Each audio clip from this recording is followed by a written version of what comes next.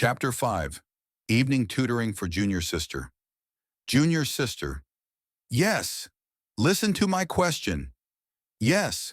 Lai Truong Tho waved his sleeve, and the little junior sister, who was meditating on the grass by the lake, was startled and immediately became alert.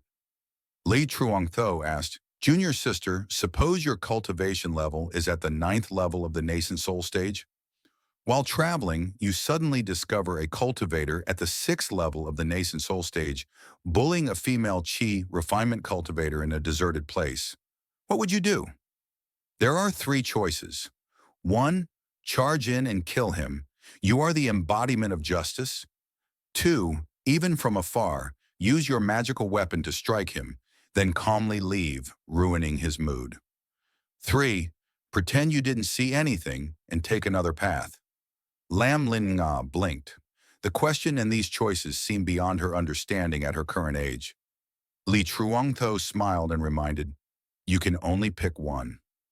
Choose now. Lam Lin Nga hesitated and answered, 1. Li Truong Tho said coolly, how do you know that cultivator isn't hiding his true cultivation level? What if he's disguising himself as a sixth-level nascent soul cultivator, but is actually a void return expert? Generally, those who dare to commit such vile acts are despicable and shameless.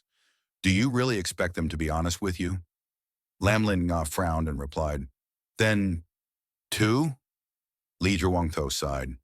Junior sister, don't forget that you are also a female cultivator. If the first scenario happens and that beast sees you, beautiful like a flower, what if he turns his lustful eyes on you? Wouldn't you end up in his hands as well? Lam Lin Na's small face turned red, her thoughts in a whirl, and she murmured, but senior brother, choosing the third option doesn't seem like something a cultivator should do. When I was little, my father taught me different principles. He always hoped that we, his children, would stand up for the weak and punish evil. He used to say that if everyone ignored injustice, then one day, when we are the ones in danger, wouldn't it be... Li Truong-tho clasped his hands behind his back, gazing at the lake, and sighed. No, junior sister, remember this well. If we lived in a peaceful and friendly world, your thinking would be entirely correct. But the primordial wilderness is not such a place.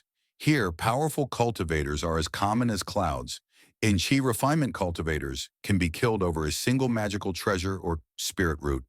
Most cultivators are ruthless and cruel.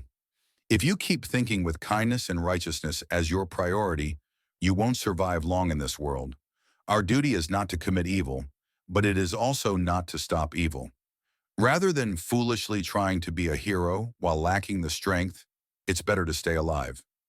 When you stand at the pinnacle of existence, then you can set new rules and change the fate of the weak in this land. So do you understand now?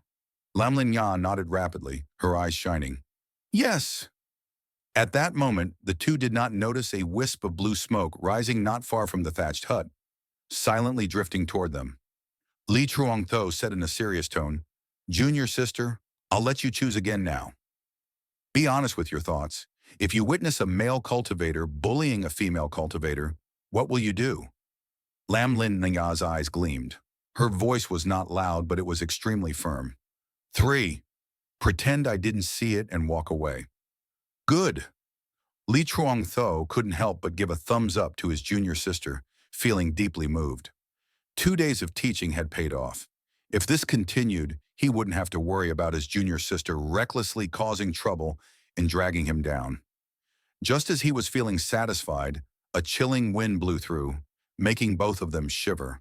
A cold, aged voice called from behind, Lai Truong-tho! Clack, clack! That was the sound of Lam Lin Nga's teeth chattering.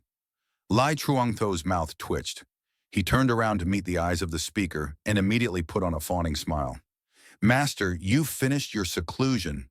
Are you going to start teaching junior sister from today? Master, whatever it is, let's talk it over calmly.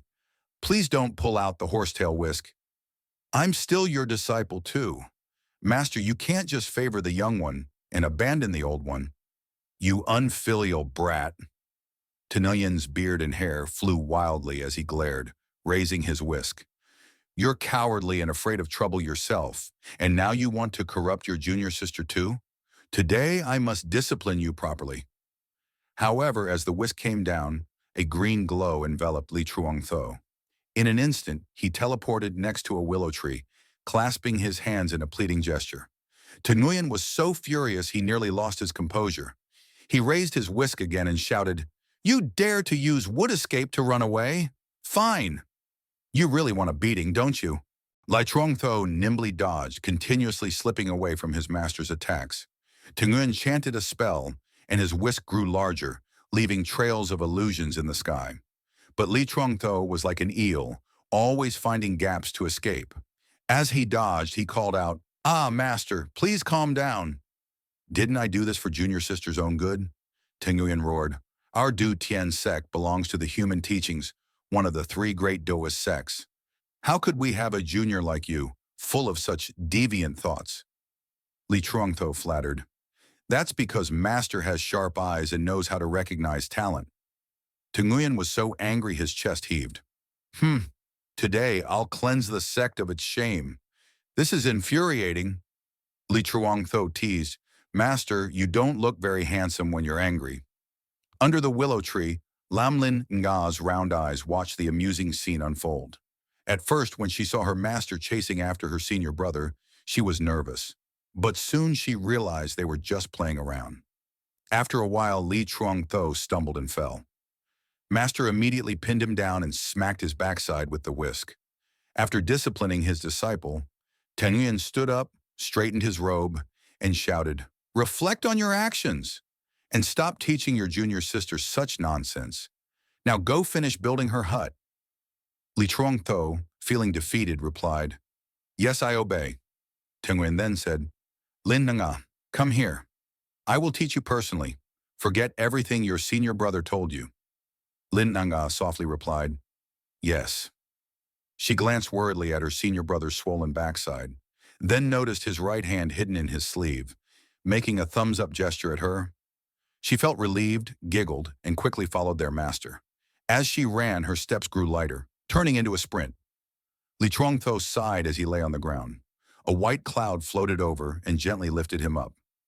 "Master actually hit me for real." He rubbed his sore backside and sighed again. If he had known this would happen, he would have run faster. No, that wouldn't do. He still had to respect his master. After all, with his master's slim chance of becoming an immortal, life was already tough for him. Thinking about how his master's spells seemed strong, but were actually weak, Li Chuangtho mumbled, "I should figure out a way to increase his chances of surviving his tribulation." He scratched his head and lay on the cloud, deep in thought, as it drifted toward the nearly finished hut.